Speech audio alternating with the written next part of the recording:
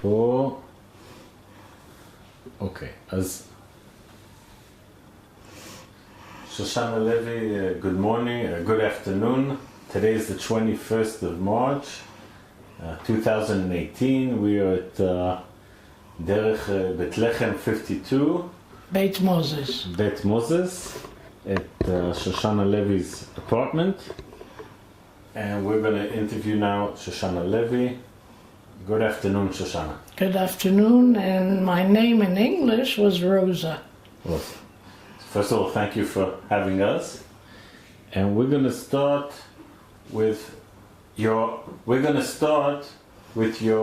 parents. Let's start with your mother. Can you tell us the heritage? Where did your mother's family come from? Yes, it's an amazing story. She comes from the Eliashar family, one of three families who came to Palestine before the Inquisition in 1492. My family came from a place called Yachar.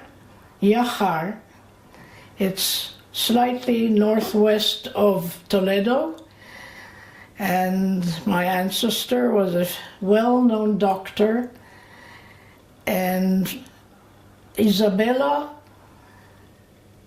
told him, it's all documented by our president Ben Zvi and the Machon Ben Zvi, and of course the family has a lot of documents.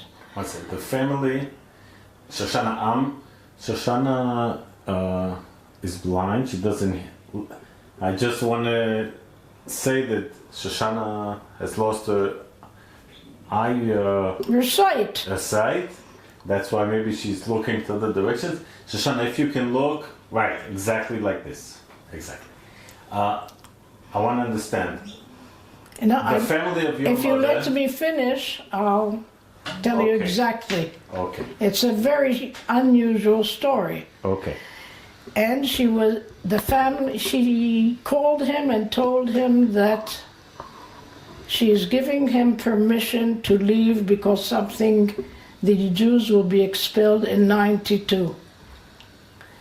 And in 82, it may have been 86, I don't remember right now.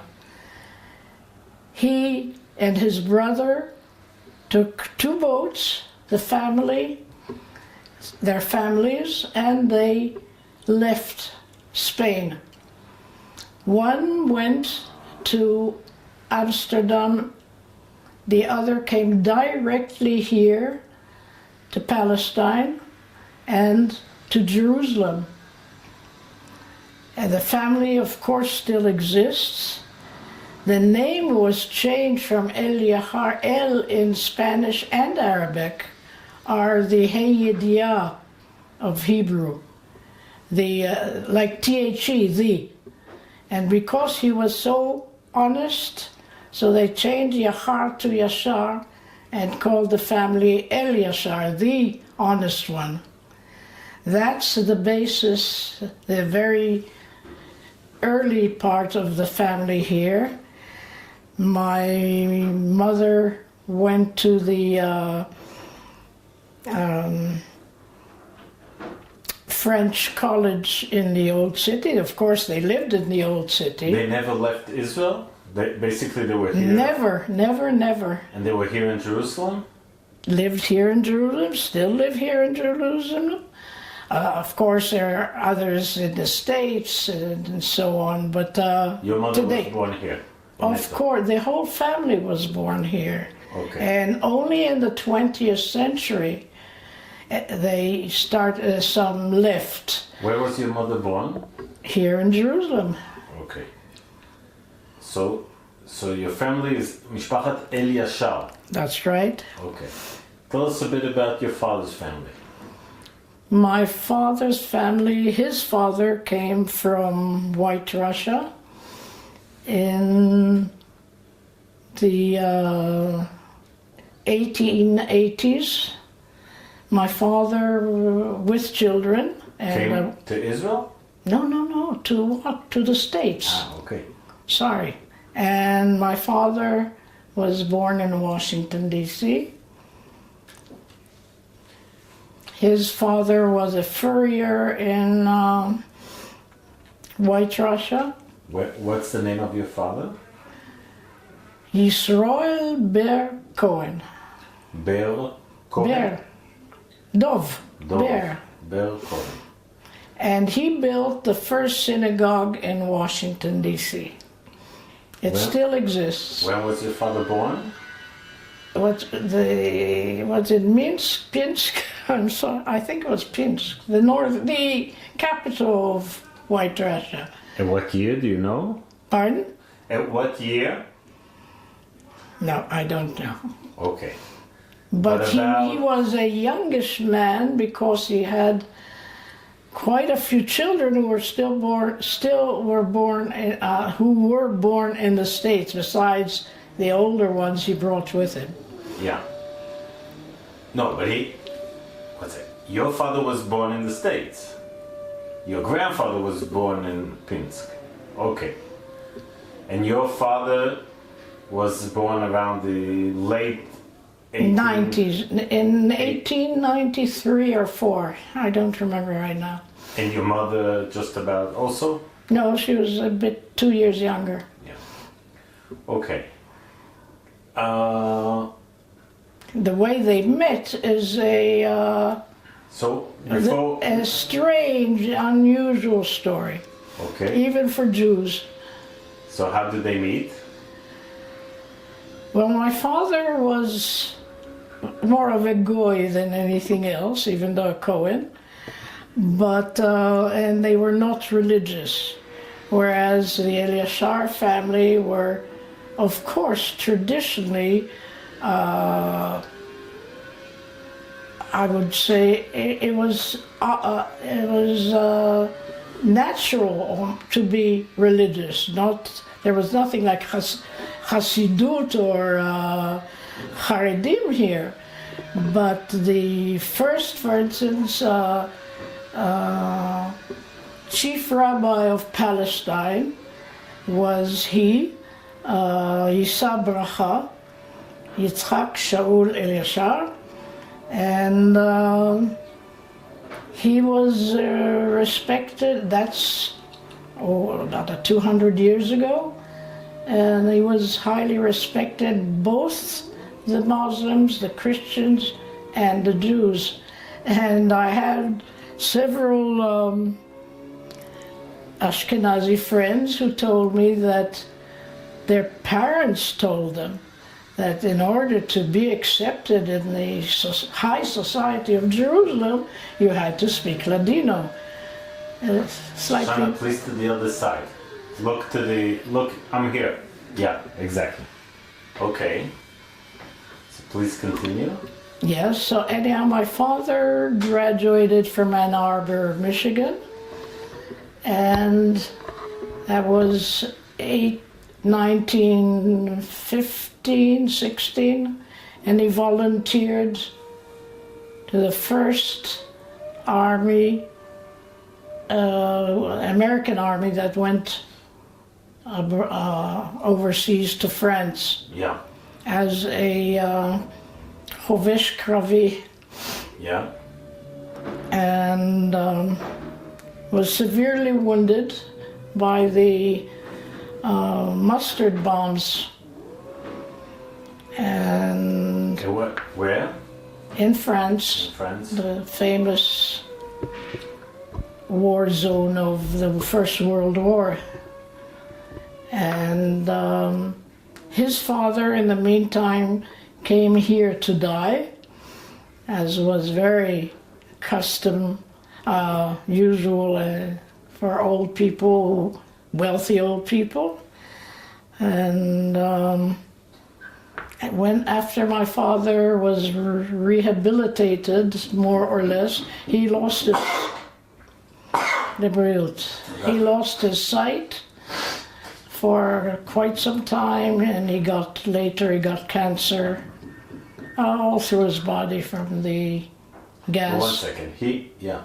So he was in World War One, and he got back to the States injured in 1917 or 18. And he stayed there for another year to study in the Sorbonne. I stayed in France. In France. Yeah. And he also needed treatment, constant treatment. Then he was sent to Washington to the Veterans Hospital for quite some time. And then his father asked him if he's well enough to come here to Jerusalem. His father was here? Yes, he came here to die. I said so. Yeah, okay. If I'm not speaking clearly, tell me what you want. Of course, whatever's not clear, I'll ask again. So and my father came here in, I think it was 24. Now there was the high society, quotation marks. Don't forget the British were already here, High Commissioner, and they used to have dances. And there were 2, 3 of the Jewish families who had beautiful daughters. There was the Mani family and the Abulafia family and my mother's family. And my mother was always, she was highly intellectual. She spoke Hebrew, French fluently, Spanish, Arabic, of course, as well. And they met at this party.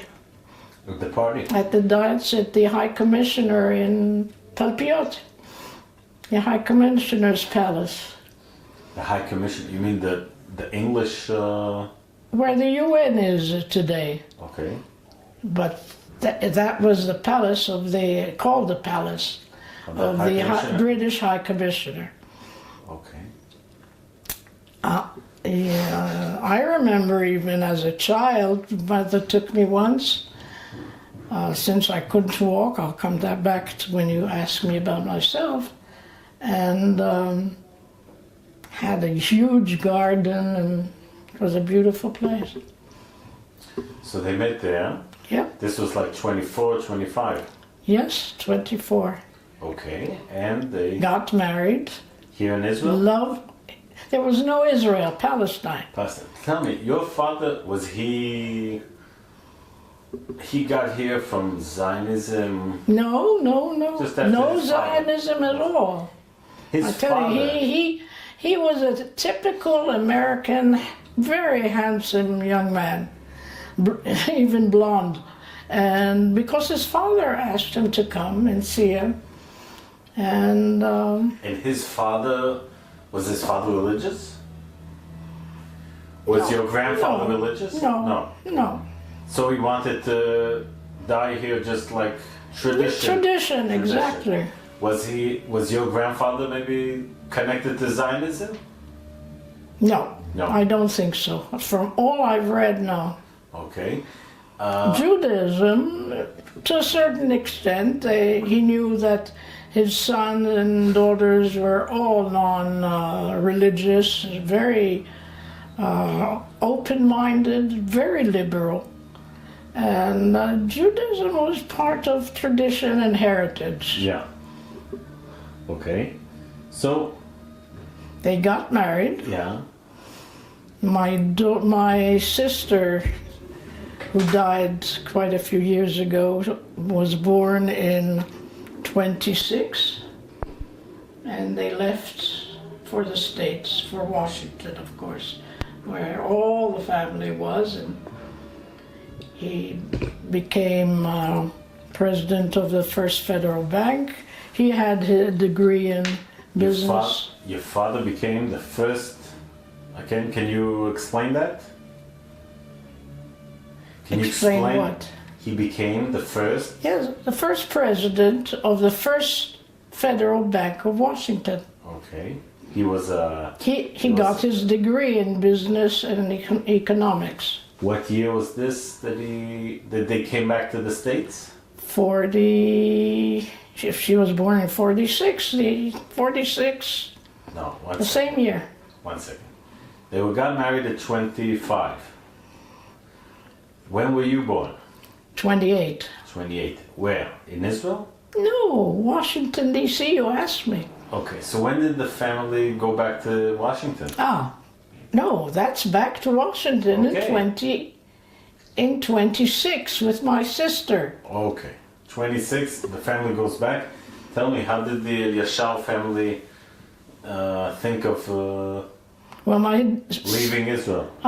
Palestine, please. You have to Palestine, keep it correct Palestine. if you're interviewing. Yes, Palestine. Well, my mother was curious, but she was head of the family, which means she was the oldest of 7 brothers and sisters.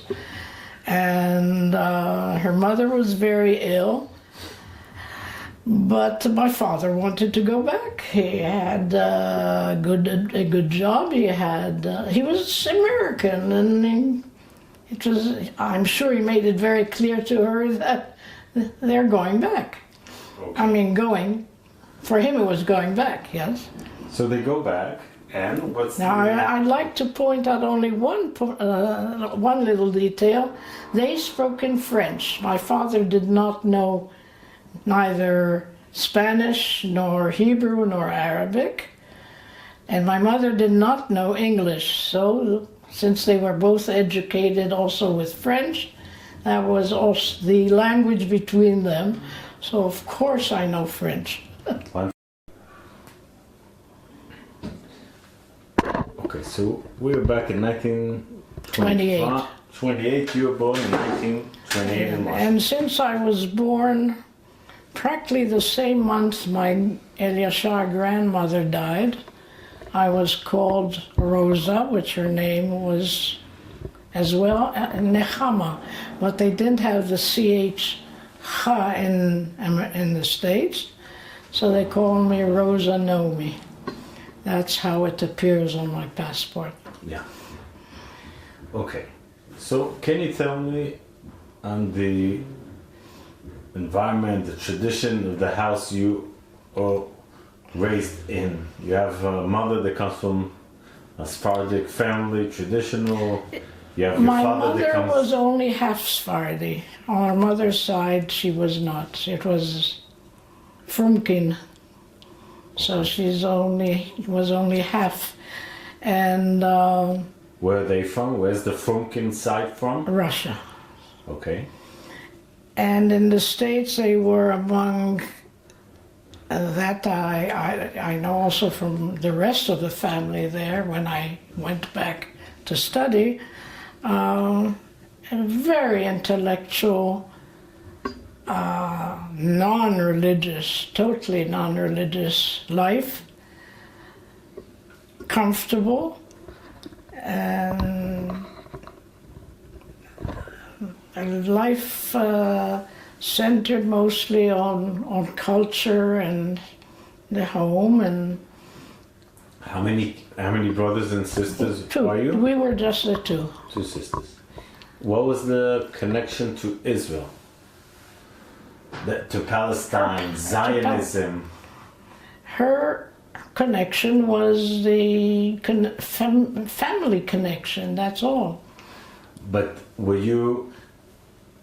I'm asking, were you raised on what kind of... No. I have to stop you so it'll be clear for you. My father was a Debs socialist. I don't know how much you know about socialism in the States, but there was a man, I don't remember his first name, Debs, who started the socialist movement in the States in the late 80s or 90s in the States. And he was a very, very, not active member, but ideologically that was my father's tendency. Now we came here, I got polio at the age of 3 when the epidemic was rampant in the States, and it affected both legs. and I was hospitalized quite a bit in Johns Hopkins, and anyhow, we came to Palestine. We came back in 35 when I was 7 years old. Okay. Then my father To where? To Jerusalem? Tel Aviv, first to Tel Aviv. This is 1935. 35. Okay. And he worked with Kaplan in the, Anglo-Palestine Bank in Tel Aviv. We lived on Dizengoff, we lived on Gilboa. And by the way, Golda Meirson came on the same boat, the Martha Washington. I remember the name of that boat, I don't know why. Maybe because my father used to tell me stories about George and Martha Washington. He loved America, but he became really a 100% Zionist once we lived here. When you lived here, okay. Very, very Zionistic and active, as much as he could. He was sick the rest of his life from the gas bomb. He was constantly sick, and whenever he could, he worked. It was not an easy life. So tell me, what did he do? For how many years were you here in Israel then? From 1935 until you didn't go back to the States? To study, yes. But the family stayed here. My parents? Yes. Yes, they never went back. Okay. So, what was the position of your father when you came here? What do you mean, what position? What did he do? What did he work I at? said he worked in Tel Aviv, the Anglo-Palestine Bank with Kaplan. Okay. He was, if you know who he was. And your mother, what did she do? Housewife. Okay. And then after I had, mostly she had to take care of me because I couldn't walk. I was either in casts most of the time, and I had a very amazing youth because I think the first table, or whatever you want to call it, not a table, madaf, that was built for me in the wall, so I could sit up and do the lessons I got from the nearby school. And I had some top teachers, private teachers, and one of the main things was I used to get rabbits, baby rabbits, from a neighbor who grew them on his roof, and during the day they'd run up and down my bed, and I was crazy for rabbits the rest of my life. What do you remember of Tel Aviv as your childhood? Very little, except for the beach, because my mother was told that sunbathing and the seawater would do my feet good. So she had to schlep me, and that was not easy. By the way, she was a beautiful woman, really beautiful. And very lady. I mean, looking at her, you'll see pictures I'll show you if you're interested. She was a real lady. You could see it in her stature.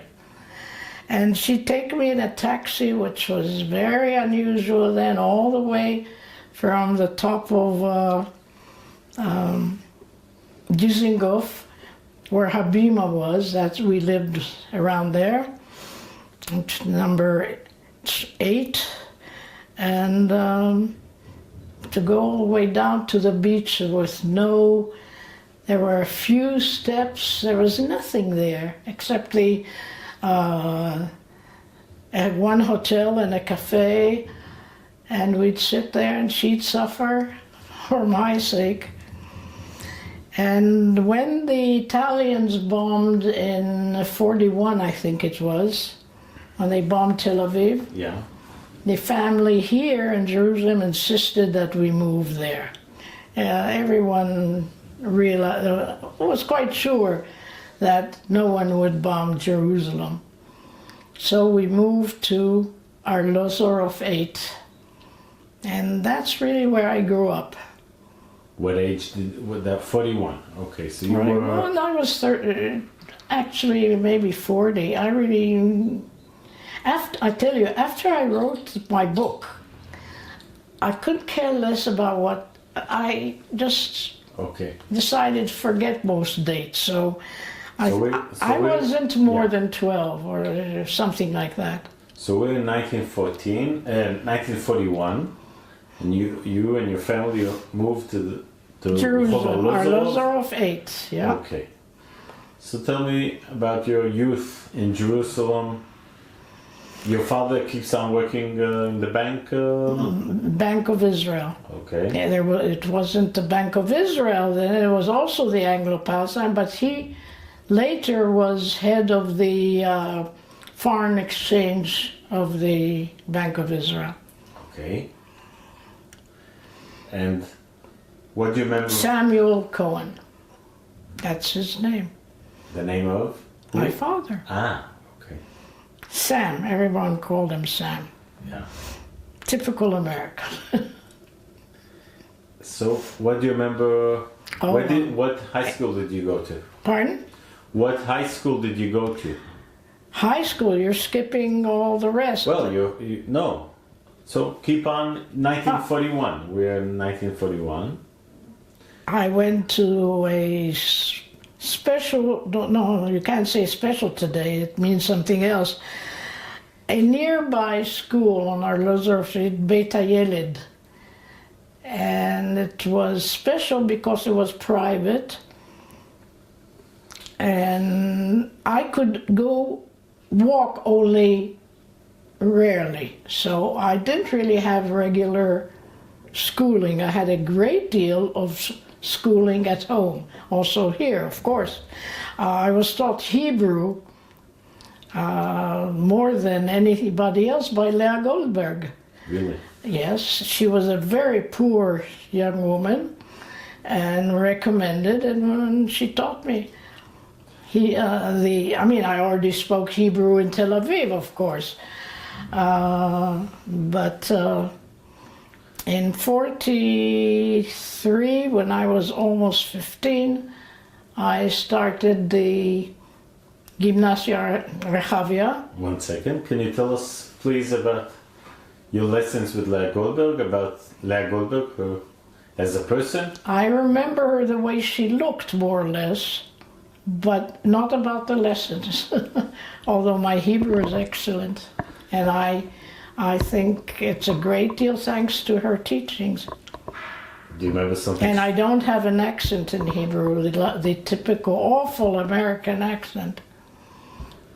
Do you remember something about her, some special? Only her outline. I remember more or less the way she looked when she came. Okay. She came to your house? Oh. I was in bed. Okay. I was still in bed with braces. Oh. I crawled on the floor with a huge pillow my mother sewed for me. I was more at home than anything else. I started walking late in my 14th year. And then I could go to the Gymnasia in 42, something like that, yeah.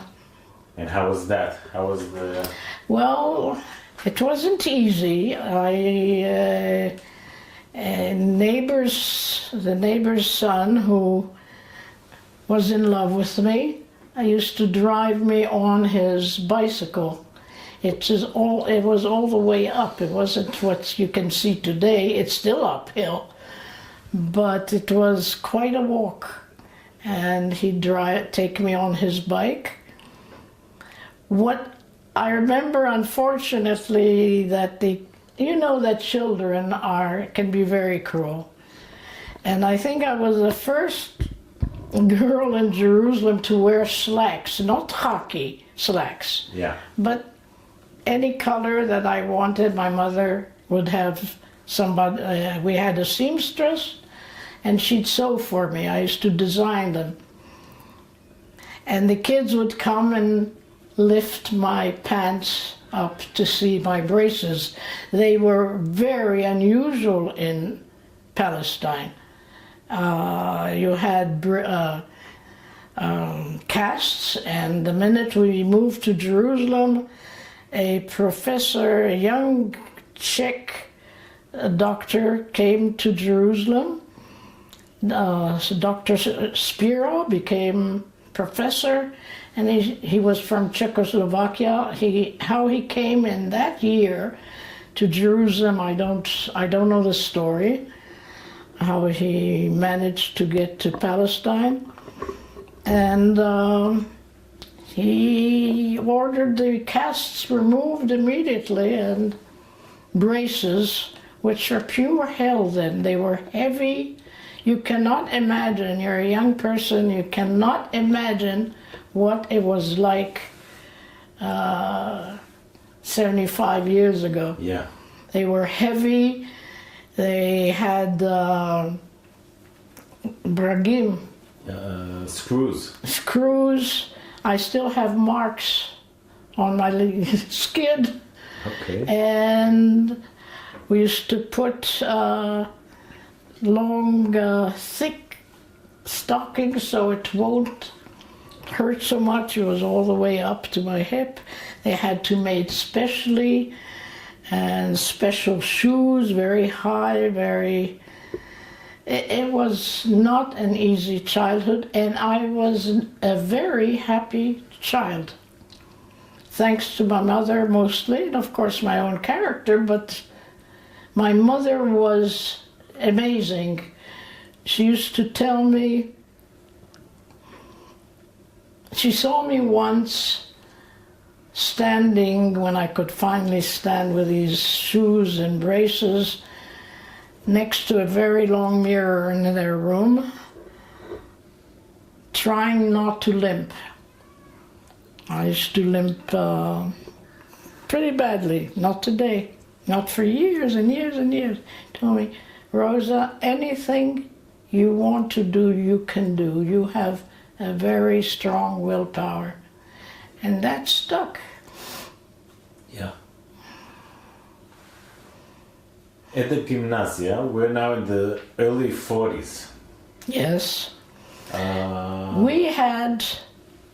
I had a very unusual, those years up to 46 were very unusual in general, with the way I lived. We used to have the high officers every Saturday, the high officers, American, if there were any, British, used to come to our home, to my uncle's homes, the Eliashar in Rehavia, and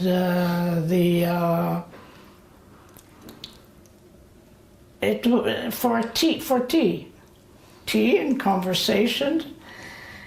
Friday night, I had my friends over to hear classical music, because we were, I think, the only ones with a patifon, a patifon.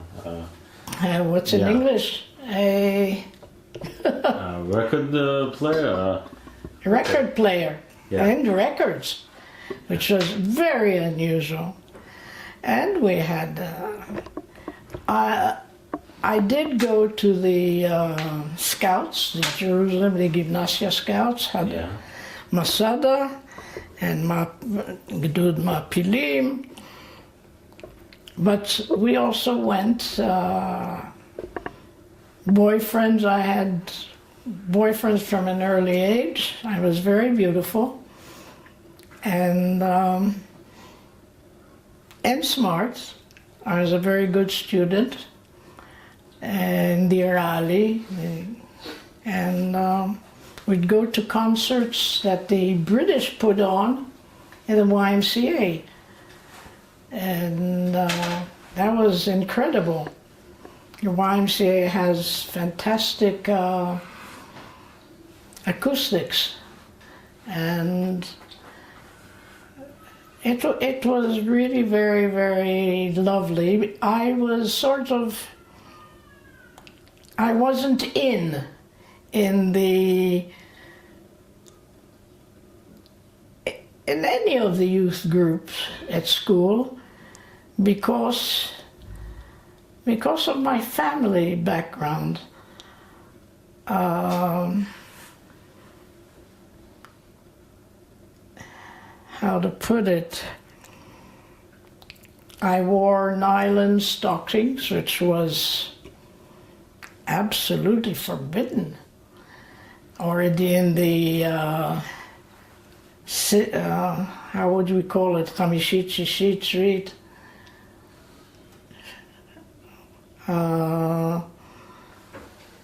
It's... You were like more high, economically your level was a bit it was higher, but that wasn't the point. The point was, don't forget everybody had a different kind of citizenship. We had American. Several things took place that kept me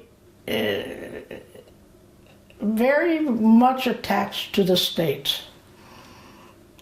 My father's stories, he became a Mapalnik Saruf. And so, but I think he missed the States very much as he grew older. And I remember... You spoke English at home? Yes. There was no choice. My father didn't speak Hebrew. Ever? Oh, I taught him Hebrew. As I learned it, I taught him. The same thing with the Bible. He never read the Bible. Yeah. So when I started learning, when I was taught the Bible by a fantastic person, Dov Kimchi, if you haven't heard of him, he was a very well-known author and teacher, and Hebrew. His Hebrew was remarkable, and we had a fantastic relationship. And the way the Bible was taught at the gymnasia was a lovely accumulation of beautiful stories, and we were the whole Rehavia ambiance and the gymnasia. We were totally chilunim. Yeah.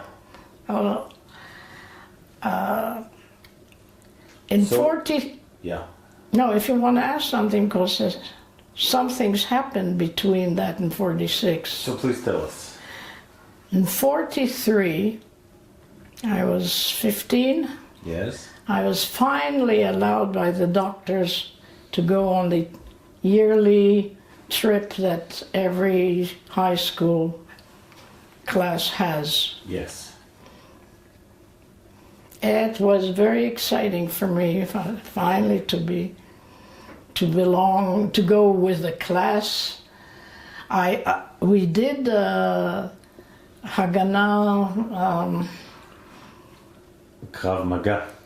Hagana, imunim. Yeah. In the gymnasia, and also in the, where the crucifixion, the Emek HaMatzeva, the Valley of the Crucifixion. Yeah. And that was totally empty area. That's where we used to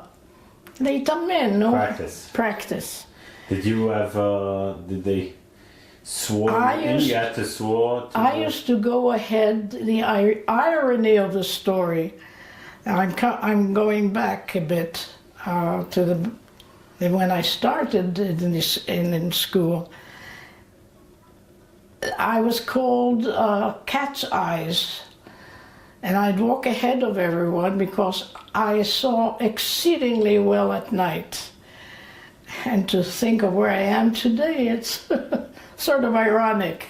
But that's what they call me, Inei Chatul.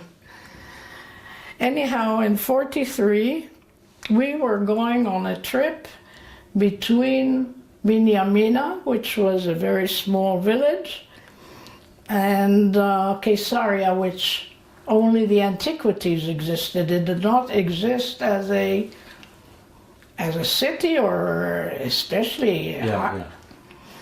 I don't think they even discovered the amphitheater yet. It was all in the sand along the beach. And we were all the, how would you say the Chamishit in English? Well, the 8th grade, the 9th grade. No, that's the first year of high school. It's the 10th grade. That's the 10th? Yeah. Okay.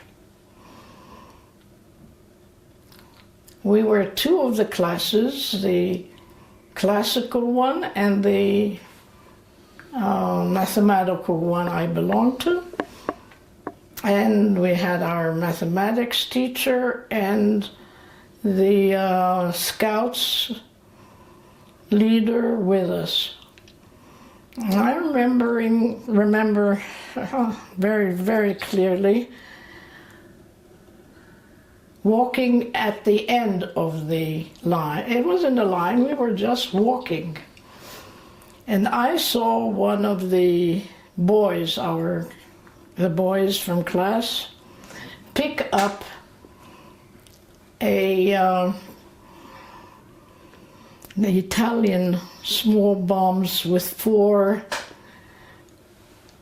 leaves at the top. It has a name I don't remember, certainly not in English. It was stuck in the sand, and one of the boys picked it up. It didn't, he thought it was a dummy. Yeah. And he put it in his shirt. Yes. In the belt, his pants belt. I walked behind, and when the teacher came up to me to ask me if I'm managing, I told him about it. And the boy refused. He said, yes, okay, I'm going to throw it out. Throw it away, because they insisted. And whatever happened, he took his shirt off. It was very hot. It was in July, or August. I really don't remember right now. It's all documented. And when he took it off, it blew up. Yeah. Now I saw all of it, limbs apart. 4 boys were killed on the spot, with the limbs apart, and it was awful. It doesn't describe what I saw. Yes. And that's a young age. But we were in the middle of nowhere. There was nothing between Binyamina except for an Arab village. I can't remember the name. And very soon, a very tall Arab guy with an elderly man, most likely the Mukhtar, came and asked what happened. All the kids were screaming and crying and crying. And I told him, call the British to come and help us. Yeah. They came. Now I was delegated to talk to them because I was the only one who spoke English. I mean, fluent English. Yeah. It wasn't in a spoken language yet here.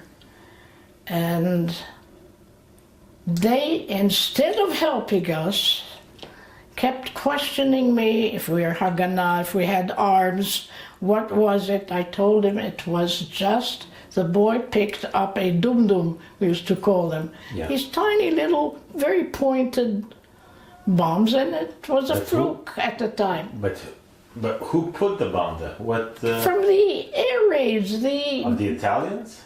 Of course, the Italians, the German bombed the North. Yeah. History. Yeah. In the First World War, in the Second World War. Of course. And the beginning. Yeah.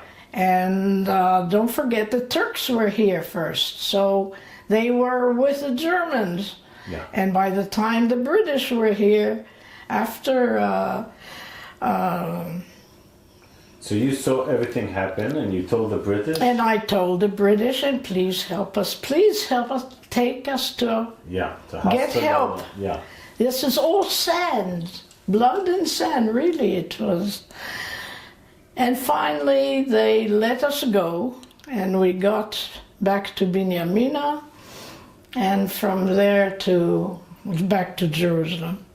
So that was quite an experience. I had another one with the British in early 46. I had a boyfriend. He's today Professor Moshe Aronson, and he was in charge of the Haganah in Katamon. Okay. And he had a revolver. Now, in those days, there were you just hit it, that's all.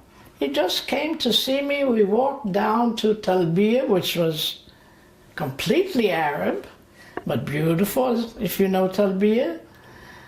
And there was a huge wall, nothing exists today, from the edge of Talbiya where La Rome is, or in Bal Hotel, all along that valley. It was a big valley, a long one, and the train ran through there on its way from Tel Aviv to Jerusalem, Malcha, and so on.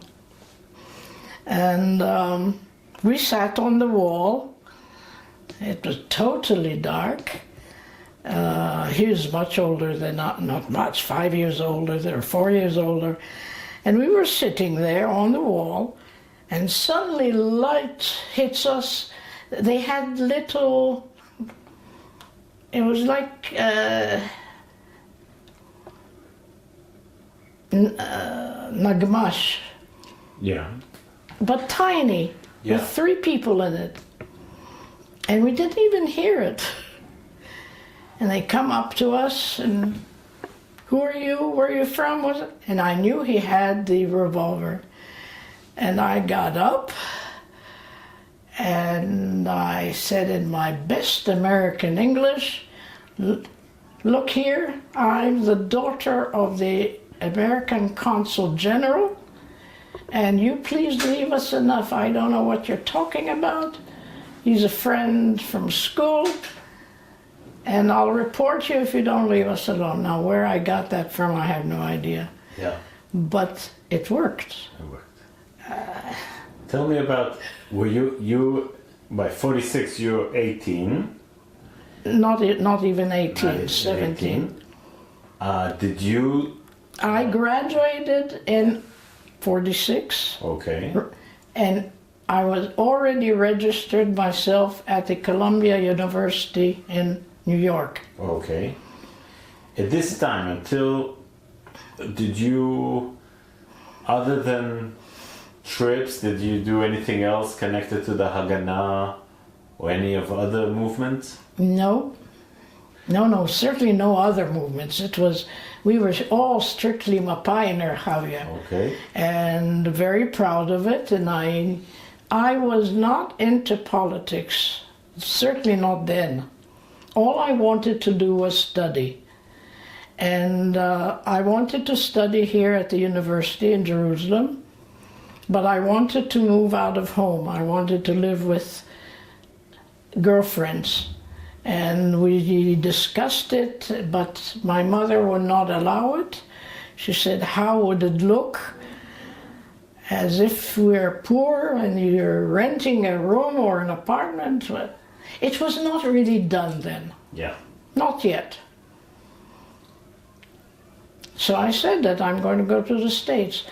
All my friends were talking about the Haganah, and we already knew about the Palmach and the וצלם, and leaders came up to me to try and לגייס אותי. Yeah, and list you into the movements, one of them.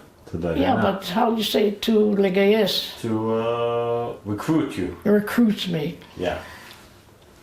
And I had a very, very good friend who was already in the RAF, and I had a friend who left the Shminit, the 12th grade, to go to Czechoslovakia. Of course, I was all hush-hush at the time, with the Palmach for the arms that we were gathering.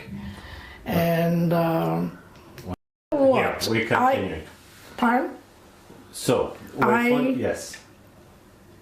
I cared a great deal about the country and the future, but I was, like my father, a real pacifist. It's hard to understand today, perhaps, but the family, my mother's family, had wide and deep relationships with the Arab,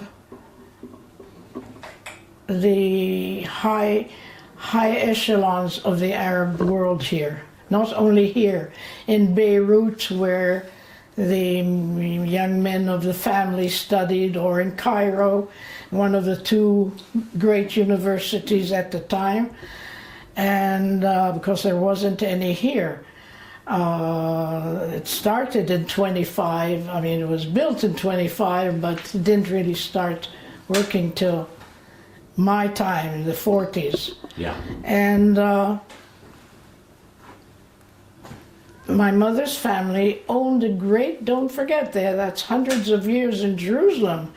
They owned most of Abu Ghosh, for instance, the lands. Really? From way back. Really? Wonderful relationship with the Mukhtar, with the people of the village. They, by the way, that's, I mean, I think it's well known today, not only that Abu Ghosh remained on our side, but they also provided guns to the Haganah. All this was very hush-hush at the time. Yeah. Now, I knew it because I was very close to two of my uncles, my mother's brothers. Yeah. And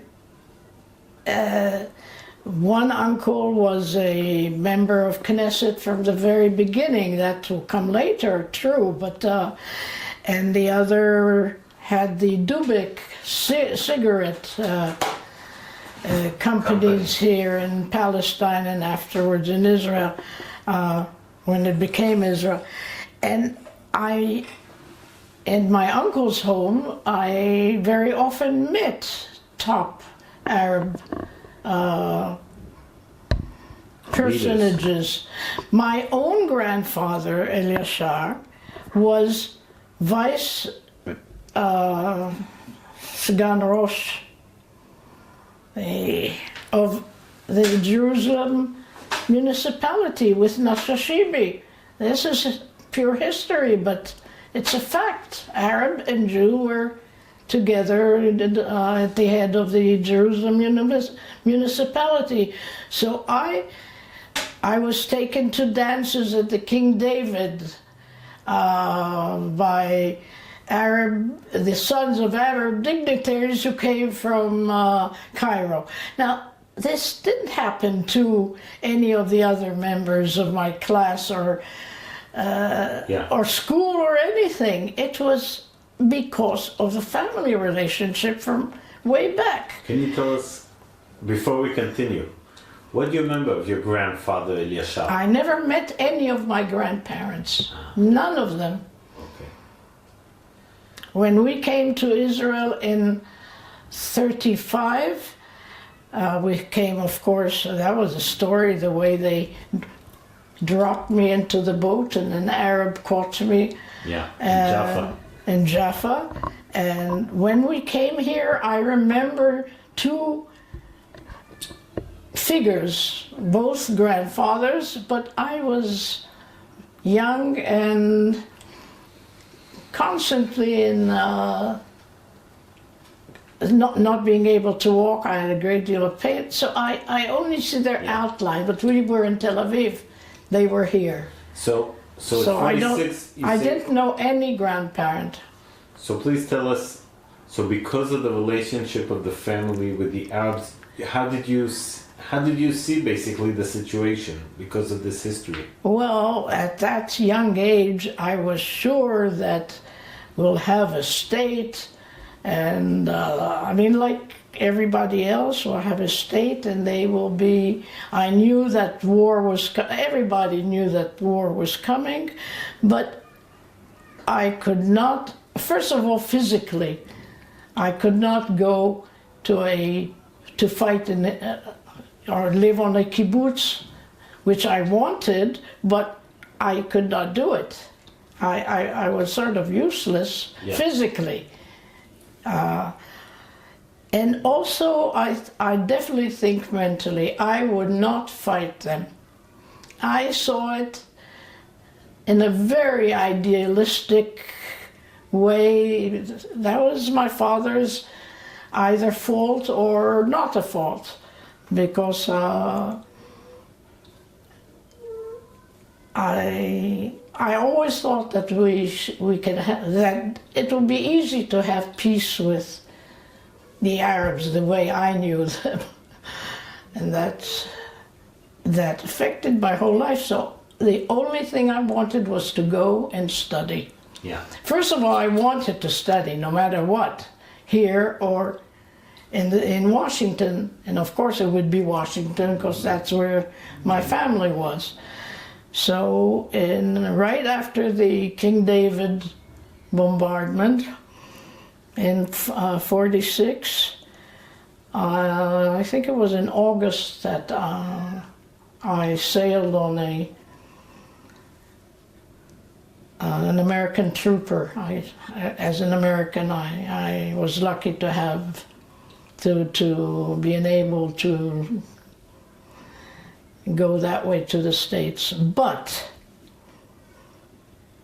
before that, sometime in 46, when people knew, or my family knew, it was a small community, Rehavia. Everybody, the Josephs, the Dayan. My mother, for instance, was elected to the, what was it, Beit Laumi? מה זה היה לנו? Again, what was the question? מה היה המוסד העיקרי שלנו? זה לא הבית הלאומי, היו בחירות. I have to say it in Hebrew right now. And there were elections. What? ההסתדרות. לא. ההסתדרות זה משהו אחר. לא, היו בחירות זה היה הסוכנות. הסוכנות, אבל זה לא נקרא אז הסוכנות, זה היה לחוד. הבחירות לוועד הלאומי. זהו. ועד לאומי. ואימא שלי והגברת שוורץ, האימא של רומה ורות דיין. היא דיין, ושלי ויצמן. נבחרו בתור שתי נשים, והם בנו את גני משחקים לילדים הראשונים בירושלים, במוסררה ועוד איזה מקום. אז אמי הייתה, my mother was very active in women's organizations, and she was elected to the National Committee, it was called, ועד לאומי, yeah. I think that's what it was, if you could translate it, if it has another official name. That was already in 44. And she did a lot that, of course, influenced me. My sister became a communist. That's how far it went, and we hardly had any contact with each other, even though only 2.5 years between us. When? During these times? When we grew up. When we grew up. Even later it was even more difficult. So I want to go back. So at 46 you decide to go to Colombia to study. Yes. Okay.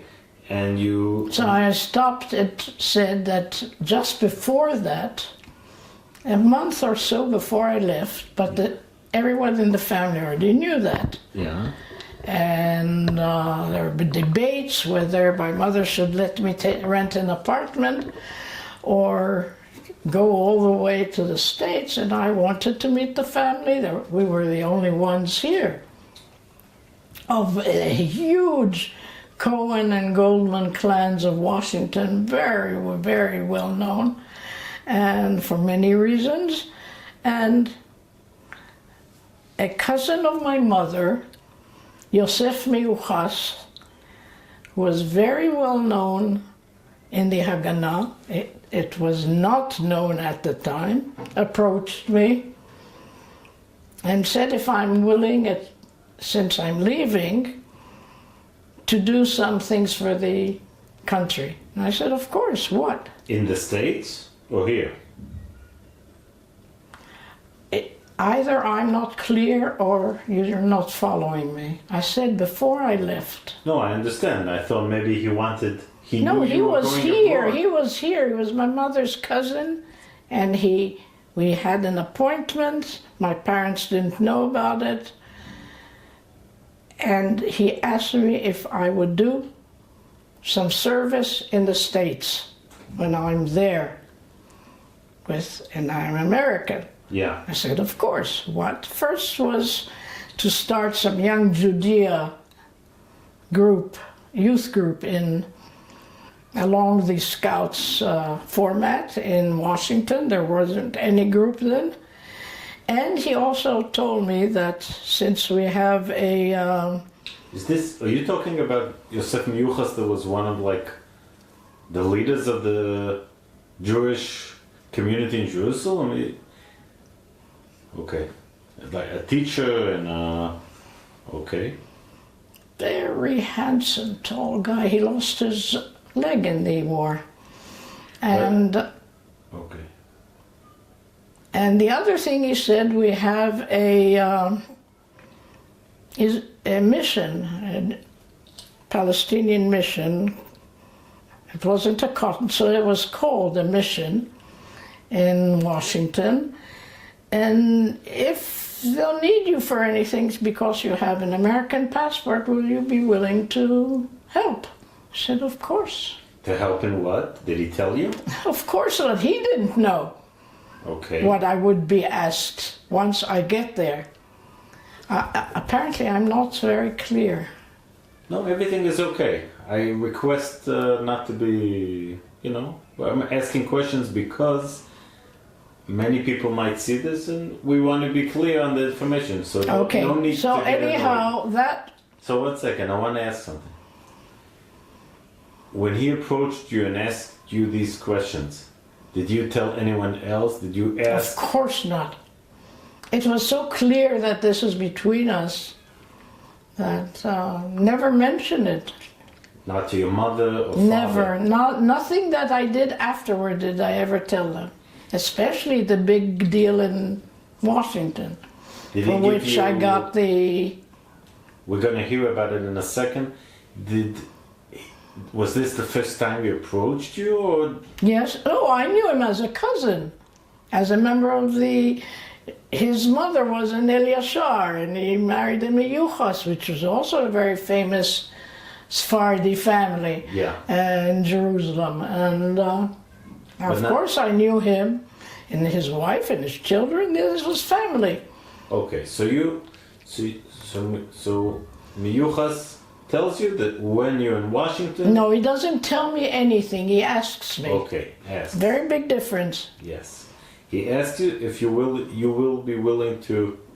Start a group of called Young Judea, that's the name in the States of these young Jewish, more or less like the Scouts group, but with Zionist affiliation, and he gave me a lot of material, booklets and information and so on. I had a whole suitcase full. And then he also asked me, since we have a tzirut is a mission. Yeah. A diplomatic mission in Washington. If they want me for anything because of my American passport, that would help maybe in something, would I be willing to do it? And I said, of course. And I'll keep them informed of my addresses. Yeah. Was there anything else he asked you, or this was nothing? Nothing else. Nothing. How long was this before you left? Met whom? Before you left to the States? Before I left, about a month. Okay. 46 August, end of August, because I was already registered for September. Took the boat from Haifa. And I had a history of running away from home before, but. So you land in the States? I land in the States with all kind of. I broke my leg. I couldn't walk well, and I was teaching the American sailors how to dance the hora. And there was a wet deck, and I was taken off the boat in New York on a stretcher. And anyhow, my uncle came and took me to New Washington. I lived with them. She was my aunt.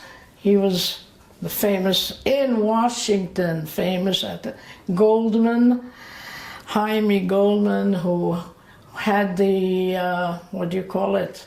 Not monopoly. On the cigarette firms, several famous, Kent and what else? I don't know. Yeah. If I have to remember, I'll tell you. Okay. This is how these two non-religious families came together. The Cohen married the Goldman, very well off because of he came from Hungary, I think. No, not Hungary. Litvak, what's that, Lithuania? Yeah. And very, very well-known families in Washington. Yeah. And I lived there for some time, less than a year, I think a year or so. During university, the first year? Yes, I had my application from Columbia. They would not allow me to go to Columbia.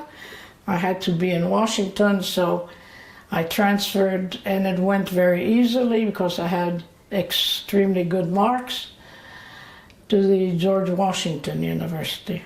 Can you explain where again? all my cousins went. Again, why didn't you go to Columbia in the end? It's New York. No, I understand, but why couldn't you be in New York? They would not allow me. I wasn't even 18 yet. The family didn't. The family, of course. Okay. And my family here, my mother was very happy, my mother and father, that I'm going to be with the family and not. Yeah. Okay, so so you start studying in George Washington? Pardon? So you start university? Yes. How many, so you're there, and please tell us about this experience. This is not an easy story, it's not a simple one. I started studying in the daytime. I skipped the first year because of my grades in French, English, and mathematics. So I didn't, I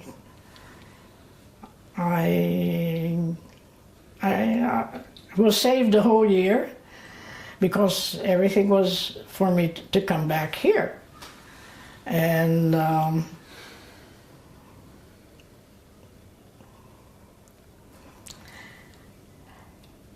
at night I studied art in the art school at the Corcoran Museum. And I started also working several hours because I needed the money. The Eliashars are rich. My father was never rich, the Cohen. Yeah. And by the way, I borrowed 200 sterling from my uncle Menashe Eliashar for the trip and the first installment of my studies. Yeah. And I insisted on writing a memorandum that when I return, I will, the soonest possible, I will repay him, which I did. Yeah. That was a lot of money, 200 sterling. Of course. And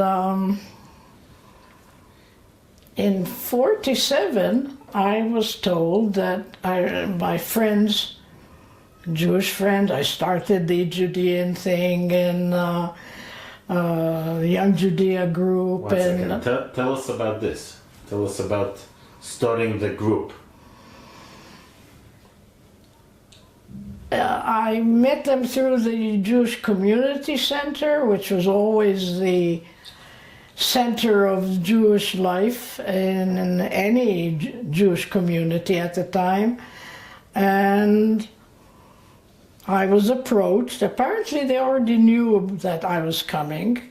And I was approached by a counselor and started organizing and telling them about Zionism. And on Saturdays it was a young group of the age of 14 or so, beginning of high school. And a lot of mostly Zionist work, I would call it, about what's going on here. And this is 1946. 47. No, 47. Do you start getting 47? There's also the vote, Kaftet November. Pardon? There was also the vote of Kaftet November in the UN. We didn't get there yet. Okay, I'm sorry. No. Now, if you want the story about the maps, you know about that? No, we don't know. But really, I would be very happy if you read the book, because it will save. There's so much I'm skipping. But this is not for me. This is the many people who are not going to read the book. This is but you'll have details there that I'm skipping. Yeah, because I'm so used to repeating. Okay. The book is something. One thing. This is something else. Okay. So anyhow, I stopped. Before we continue, I want to ask you one question to go back a little. Just a general historical question. During the 40s, 1943, 44, 45, when do you remember you first heard? Say it loudly. When do you remember, or when did you first hear of what was going on in Europe?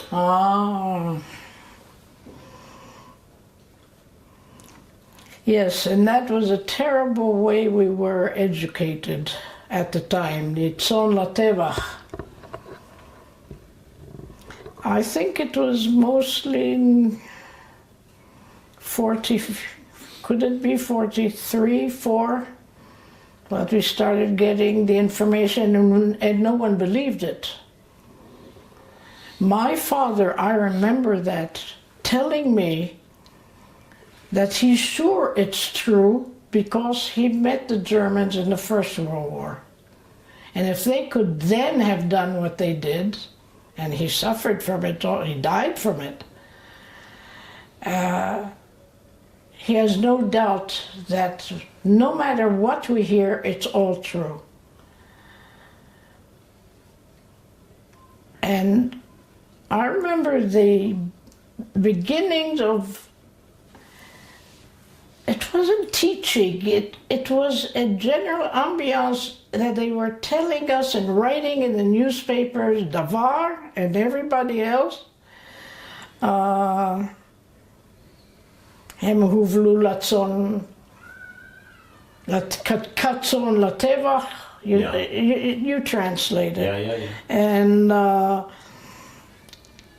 it's impossible, and we already knew that those two boys who managed, or young men who managed to escape from Auschwitz, and they are the ones who finally told the West.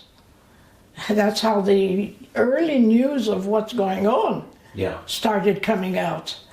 And no one wanted to believe it, especially here. They really did not want to face it. Yeah. That's how I remember it. And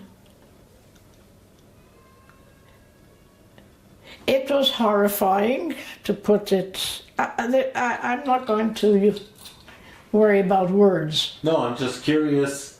But I'm just curious if maybe your father had, because the leadership here took a certain decision, and but he was not a leader. He lived among them, but he was not is not one of them. No, I understand. I'm asking, did he have an opinion about how Well, that's what he told me. Yeah. That he believed it's true, and that he has no doubt that it's true. And I remember that very clearly. But I was more involved, like most kids my age, with what's going on here and what will we do tomorrow. Okay. So let's go back to 1946, 47 in Washington. No, it's 7. 7 in Washington. And let's Now, continue. I was looking for a better job than working as some kind of secretary in my uncle's offices. And this friend of mine told me that, do I know anything about the Library of Congress? I never heard of it. And he said there's a Hebraic section. And with your languages, English and Hebrew, you should go there. And I did. I was accepted almost immediately. There was only one man. It was the Library of Congress was divided into divisions. And you had the Far East Division and we were called Orientalia. And it included the Near East, and the Hebraic section was just being started because of the Holocaust. And all the material, burnt and otherwise, that was pouring into the library, that was saved by the Army, the American Army. 47. And I helped immediately. I was accepted, especially since they only took American-born citizens in the Library of Congress. No one else. And it was incredible because I handled material I never saw before. All the religious and Talmudic, Aramaic. I studied Aramaic in the gymnasia because I enjoyed languages. And I had really a top job, and very young. Please tell us about different, maybe unique, interesting texts that you Megillot Qumran. You know the Megillot Qumran? Yeah. I was the one. I still have letters of gratitude from the head of the library, not the division, the whole library. I organized a huge mesiba, party, or reception for Yadin, when he brought the Megillot to be those didn't dare to touch here, he brought to Washington to be unraveled and tested, etc. And it was a huge reception and a huge event in Washington, and I was not even 20 yet. And you remember the event? What do you remember? I remember that I realized today that already at an early age I was a very good organizer. Yeah. And I loved it. I loved my studies. I learned a great deal socially about not anti-Semitism, but the differences. The George Washington University, the Georgetown was not yet a famous, it was just actually a part of the GW. That's what we called it, George Washington University. And it was the most lucrative university in Washington. Prestigious. Yes, and it was mostly Christians, and Jews had a quota. I learned about quotas, I learned about Catholicism. I knew a lot about Christianity from my father and mother because it's a subject that interested them, and I read a great deal about it from a young age. From Joseph Flavius, yeah, and so on, and it always interested me. I even took a special graduate course in relative religions. Yeah. So, can you tell us more about the group for young Judea that you were? There was nothing special when there were Palestinian Jewish. When I say Palestinian, I mean Jewish, yes, up to 48. Dignitaries, we'd have all kinds of, we were invited to sing the famous Hebrew songs, and which I taught them, and there was nothing special. Okay. What I did had nothing to do with young Judea. Okay. Now, in 47, that's before the 29th, I was approached by someone at the embassy, at the mission, and I was asked if I would come for luncheon with so-and-so. Name doesn't matter today. But did they tell you that he has something to request in the name of the Eliyahu Eilat was then he became also the first ambassador. He was a close friend of my family. Everyone was a close in the top level anywhere in the mission or were friends of my family. So I knew very well. Yeah.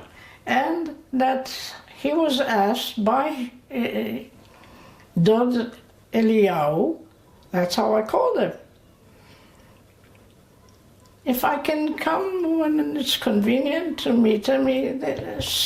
Some requests they have. Of course I went. And we met in some outdoor restaurant. That I remember that it was outdoor. Excuse me, I have to understand. Eliyahu, Mr. Eilat asked you if you would meet someone else? No. Okay, again. This man who contacted me bring cake in a minute. Would you like some? Yeah. Okay, so please, we'll continue. So you were approached by a man. Yeah. He said he's from the mission, of course, everything in Hebrew. And can you please and Eliyahu Eilat. I just want to understand. The mission, what do you mean by mission? צירות. הצירות זה לא 48, אין לנו שגרירות. אוקיי. צירות זה נקרא. זה לא קונסוליה, זה צירות. אוקיי. זה קדם, it's the stage before an embassy, it's not a consulate. Okay. It's a mission. That's the way it's called in all the countries. And the man approached you and asked you if you would... No, he didn't approach me. He phoned me, please let me do it in my way. Yeah. He phoned me that Mr. Eilat has a request and can I meet this messenger who will tell me what it is. Very simple. I meet him for lunch and he tells me that in the Library of Congress I already had what we called here kviut very quickly the first year, not even before, because they needed me so badly then. And I had pass, you get a pass to, an open pass I even had. I did a great job of translating, I'm regressing a bit, of translating and codifying books. I learned in the Library of Congress, they gave me a course on cataloging, codifying, and so on. Yeah. So that all the material that I said was arriving from Europe had to be cataloged. This was an enormous job. And I was the only one who handled it because of my languages. The one who was... Well, some languages were like European languages. What? Did you know German or... No. Hebrew and Aramaic. These were the languages that I could use, certainly for the religious material. Okay. Because it was always in Hebrew.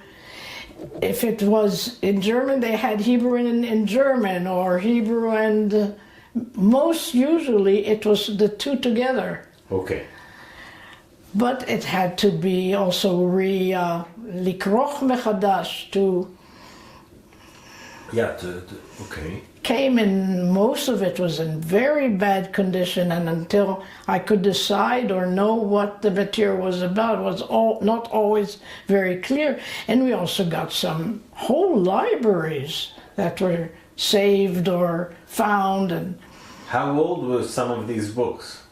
Some were very old, very old. And I must say that I got the respect and help from the top library people for what I was doing, and I was very young. This should be, I very often forget how young I really was.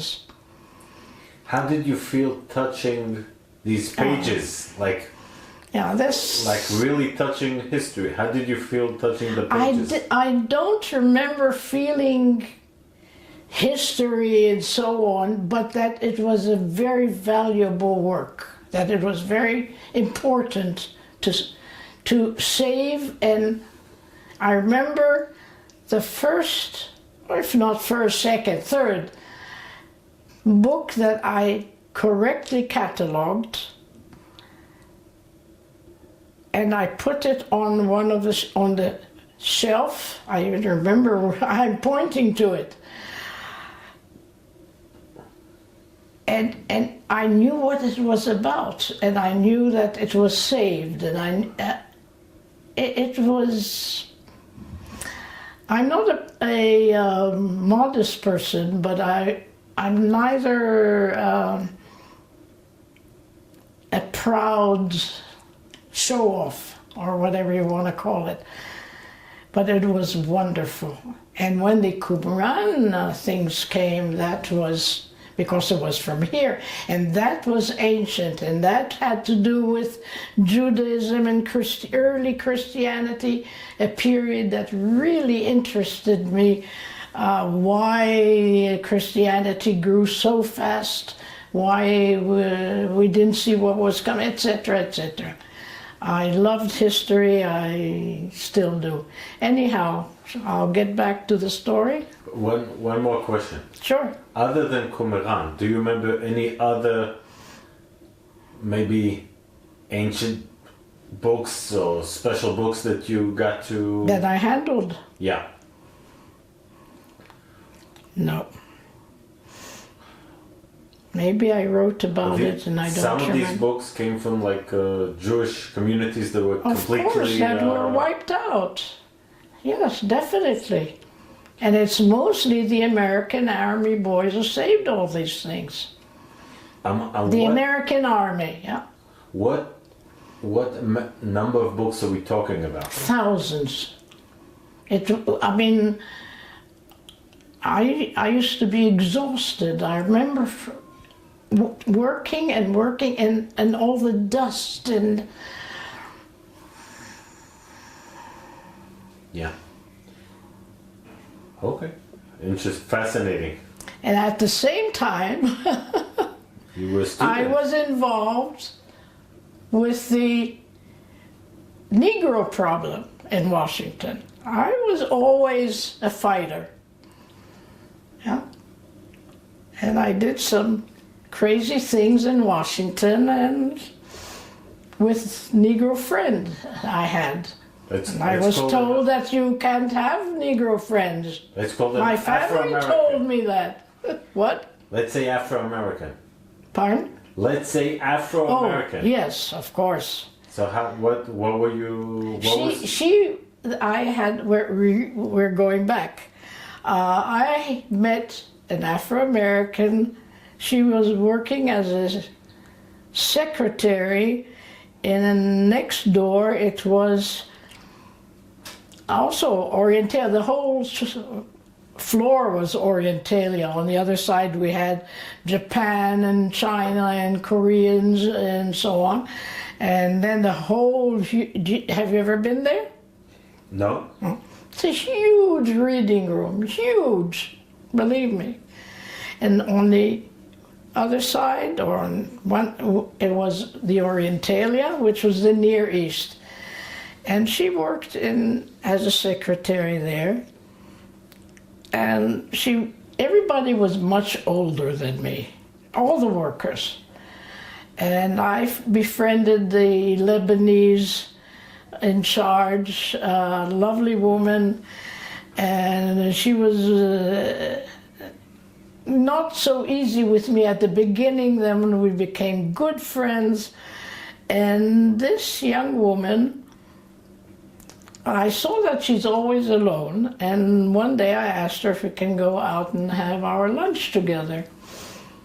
And she said, no, you don't know, you're not allowed to go out with me. I said, what do you mean? Because I knew nothing about the Negro problem in those years, and I insisted. And we had coffee in our cafeteria, and once we had inside the Library of Congress, it was a different world. It was like another country. And you could go for lunch together, and you could have coffee together, but it was not viewed well. I was not viewed well in this sense that I befriended her. And one Saturday I told her, let's go downtown. I used to do modeling on Saturdays for extra money, and in one of the huge department stores, Hecht. And on the way, I was very thirsty or hungry, one of them, and I said, come on, let's go in. And I remember going in with her. She didn't want to. She tried to warn me, and I think I didn't understand even the extent of the resentment. Washington is considered part of the South, was still considered part of the South, or the northern border. I remember it was a drugstore, and I told her, come on and sit down, and the guy at the counter says, no, she can't sit here, get out. I said, what do you mean? And shalom. Second, sorry. So we're at the shop and they want... I don't know if the cake is worth anything. Usually they're not my taste. Okay. So you were in the shop and they asked... It wasn't a shop, it was a drugstore. Yeah. And that was one experience, and they, of course, made me go out as well. And I remember I think it was at Christmas, she invited me to go with her to her church. And Washington is divided northeast, northwest, southeast, and southwest. Yeah. And most of the African American lived in the southeast. Yeah. And I think that's also where my grandfather's synagogue he built there, because that was the early area that was built in Washington and went by sections. It wasn't the Northwest yet. What's the name of the synagogue? Do you know? Yes, of course. Beit Israel. And what was the name of your grandfather? I told you. Yisrael Ber Cohen. Cohen.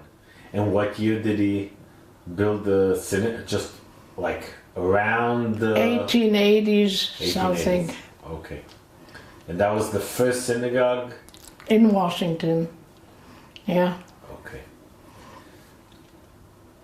Let's say the first European one, or whatever, how we would describe it.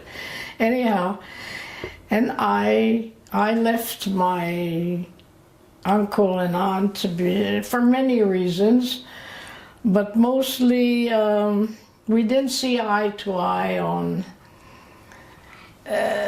what Zionism is, on almost anything, let's put it that way. And I was very clear in my ideas of what is right and wrong. I lived in the university. How did they see Zionism? Oh, they were what I call money Zionists, very, very, very well-known Zionists. That was all money, donating to the future state. But definitely they called it Zionist. Were they part of the Jewish leadership in Washington? Yes, definitely. Definitely. My uncle was. Oh yes, a lot was written about him and in his life and after he died. Do you know of his connection to, money was, yeah. No, ask. Well, a lot of the money that built Israel was money that came from the States, from the Jews from the States. Right. Can you say about maybe his part in this funding? That he was what? Well, his part. No. In the Jewish... No, he has a book he wrote in his lifetime about himself, his biography, and all the community things that went on, and his work and his contribution. But none of them ever thought of or planned to come and live here. That I knew very clearly, that wasn't it. They were good Americans, good Zionists, the way they considered themselves. One of my cousins was head of the JNF in the Eastern Board. That wasn't a small job. It was a very, not only respectable, but very important job. What was his name? Norman Cohen. And when was that? Bob Coed, sorry. When was he? That's after the state was finally built. Yeah. No, we're not there yet. Yeah.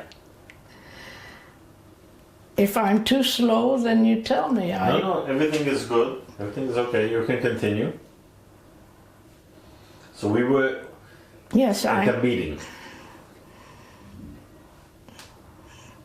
I left the dormitory. By then I had a room way up on Wisconsin Avenue, and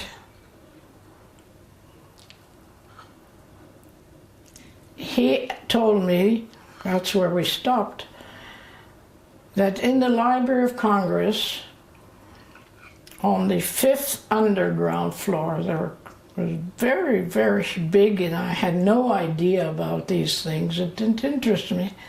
The Pentagon keeps all its maps in the Library of Congress, copies of, or I think it was originals. Now, there was a law, etc., etc. And there are 2 maps that are needed. He didn't say the Israeli underground or army or anything. They are needed. They will, if I can get them out, they will be photographed, and then I'll return them. I wanted details about him, the boy, the man who was talking to me, and he wouldn't give me any details. He works in the... Did he have a... What language were you speaking with him? Hebrew. Everything's in Hebrew. How old was he? About? Why is that important? He must have been in his 20s, late 20s. May I... We're telling a story. I'm asking questions that... For history, I'm trying to understand. So he was... Okay, and late 20s? He gave me... No, this I have to say in my own way. If you can wait with questions, I'll finish the story. Is that okay? Of course.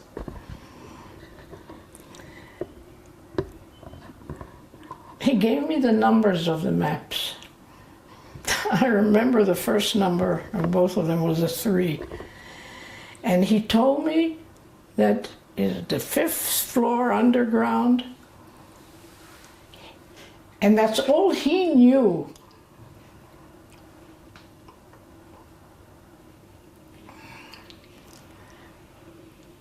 I told him, I don't know if I can do it. I didn't think of it morally or anything, but physically, how will I do it? He says, we understand that if you want to, you can do it. Okay. I thought about it. I phoned him after some days, said, I'll do it. 1 second. Before I want to stop a moment. 2 questions. First of all, you weren't ever, you didn't take any activity in the Haganah before. You didn't take part in any activity in Israel, in Palestine, in the Haganah. Yes, only the basic training, kapap and. So how did you? This is a big request. I mean, how did you? I didn't think of it at the time as such a big thing. In general, I didn't see the whole picture then. But when I started thinking about it, and then he told me it's urgent. That he kept mentioning, it's urgent. If you can't, phone me and tell me no. Nothing else. If you can, phone me, tell me okay. Okay. And I remember suddenly thinking, I'm American. I feel very, very much loved and accepted, and I loved America. I loved the life I was having. I was very busy, with my painting and my studies and a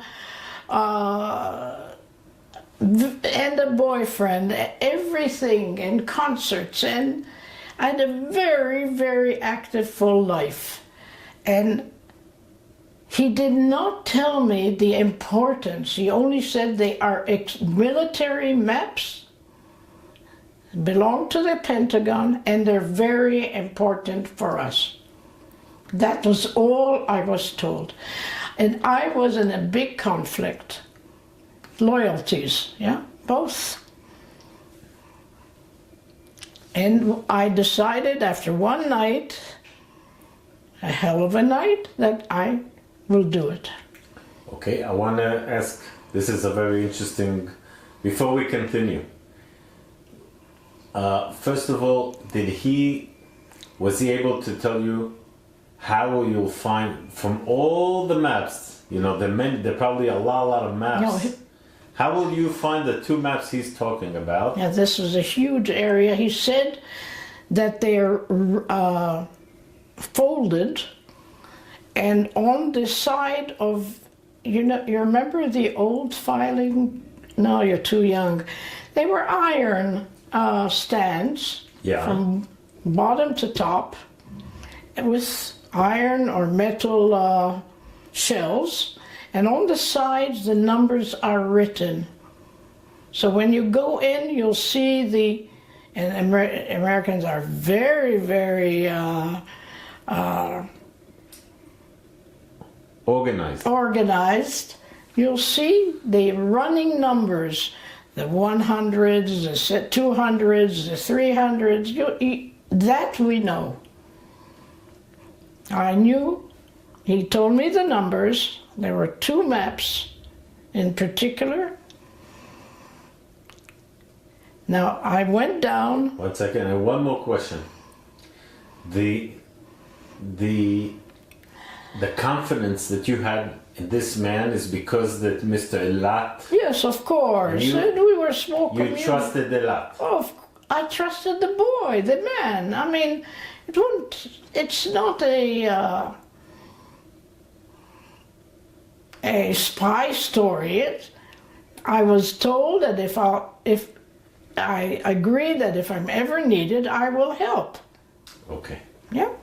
Okay.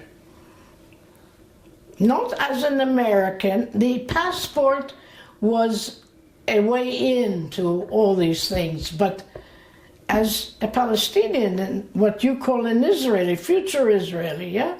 Yeah.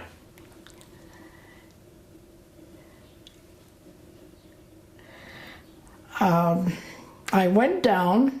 I was told that, of course, I had to find out I made a few questions very carefully, and they told me that Marines guard the entrance.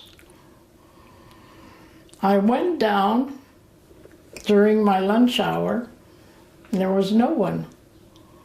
You know, the Americans, God bless them, then especially, very trusting, very naive. I didn't think of all this at the time, but if you lived in the States and had contact with a real American, then you know, I mean, not religious. Are you religious? No. Oh. How naive and trusting they were. I don't know today, but they certainly were. And so I had a complete pass. I mean, not just to my area, my section or my division, but I could go anywhere in the building. That's how they trusted me. And I went down, there was no one. It was awfully clear where the three started. Now, how am I going to take it? I thought of that before, of course. And I told you I went to art school at night. And if you know anything about art, if you're working on something that you used to roll it and put it in a galil. Yeah, in kind of a box for... Not a box. Yeah, I know. Kind of a tube for... Yeah, for paintings. Yeah. It's usually long with a big cover, so it doesn't ruin when you open it to go back working on it. Yeah. And everyone knew I was studying at night school at the museum. 1 second. If it's simple, no. Simple, no. Yeah. So here. Okay. We can continue. Yeah.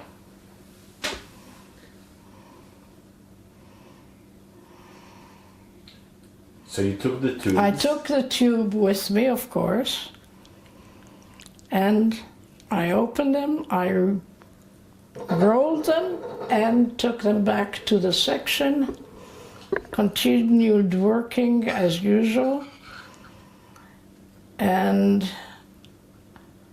now I was very lucky. The workers had a special entrance and exit.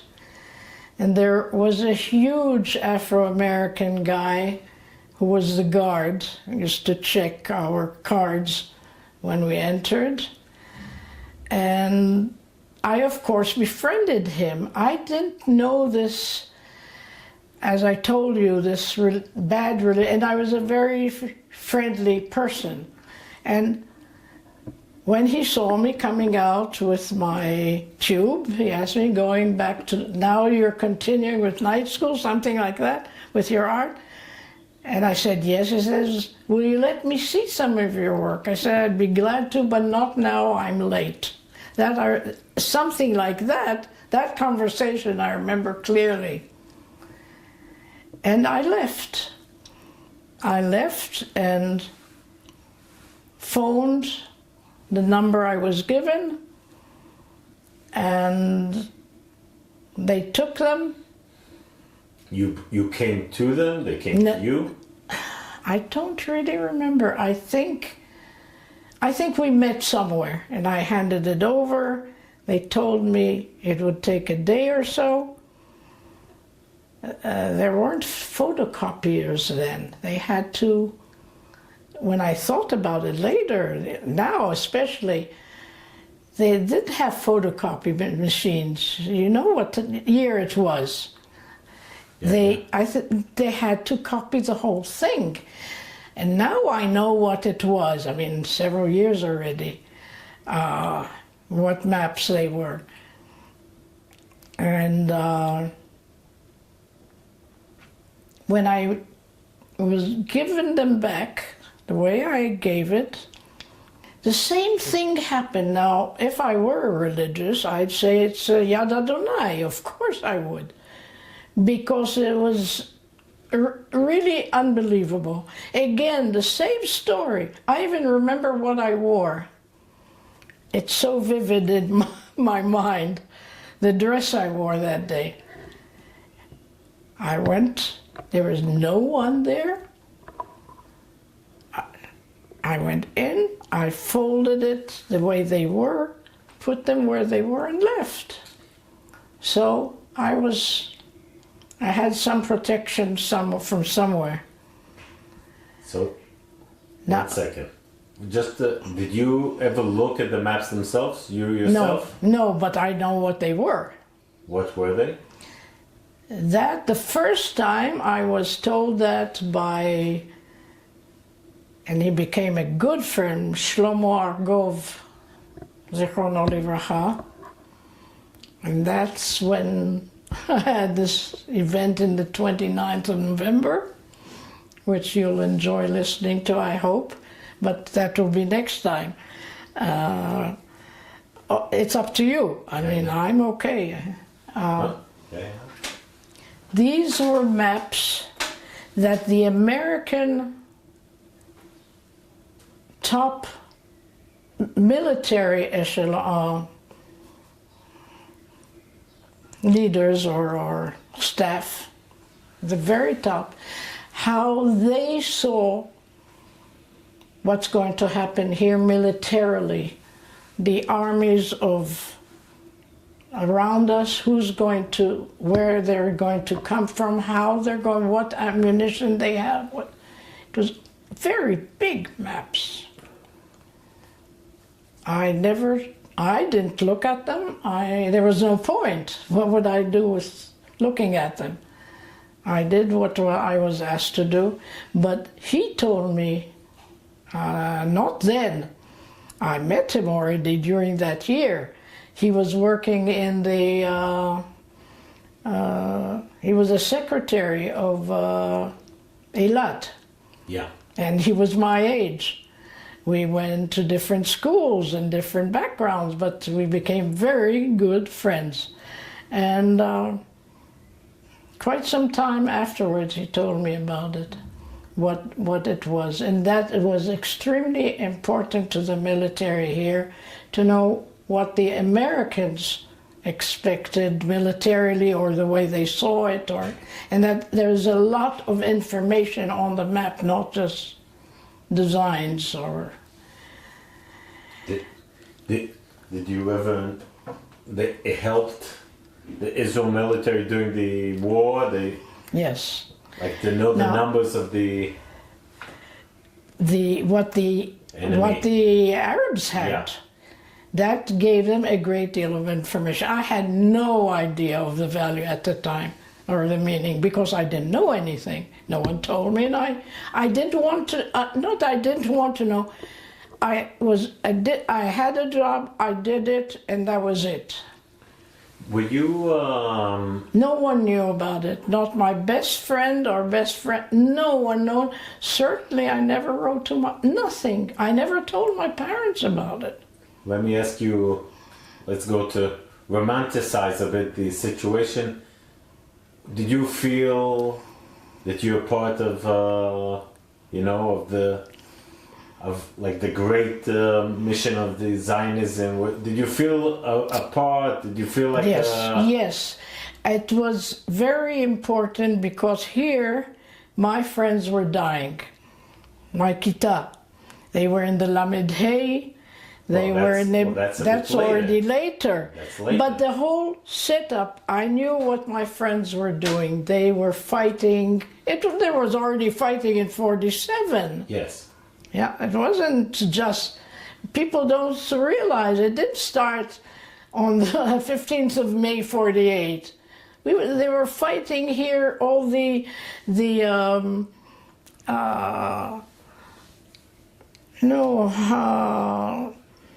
there was the Milchot. In Jerusalem, my mother, I used to send them care packages because there was no food here. And the way they had to go in and wait in line for water. And this was already in 47. A cousin of mine, who later was ambassador from Israel to several countries, he was on the Shayarot. That was later, I know it was later. But he was seriously wounded, and he was very well known here in what he did. But yes, it was a kind of compensation without knowing the meaning, but that I contributed something. I felt it was very minimal. I realized that from what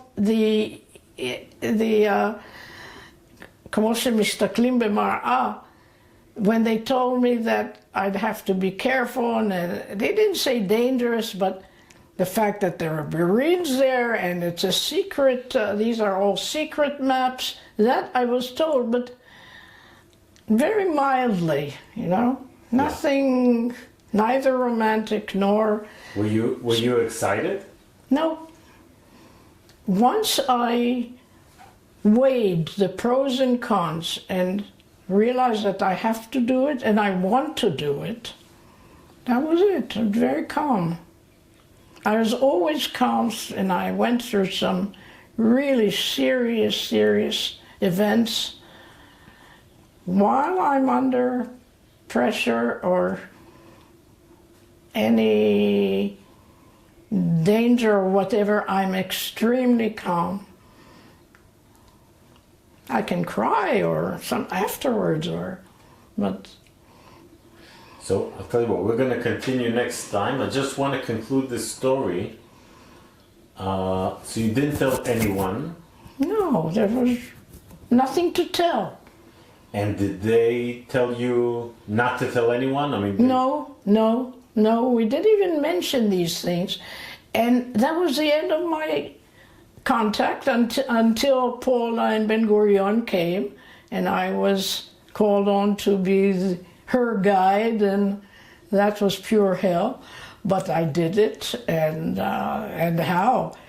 But I want to come to the 29th of November with what Shlomo and I did, and another friend. So we're going to do that in the next meeting. Yes, sir. Okay, so I want to thank you very much for this Thank meeting. you. And we'll continue. Thank you. And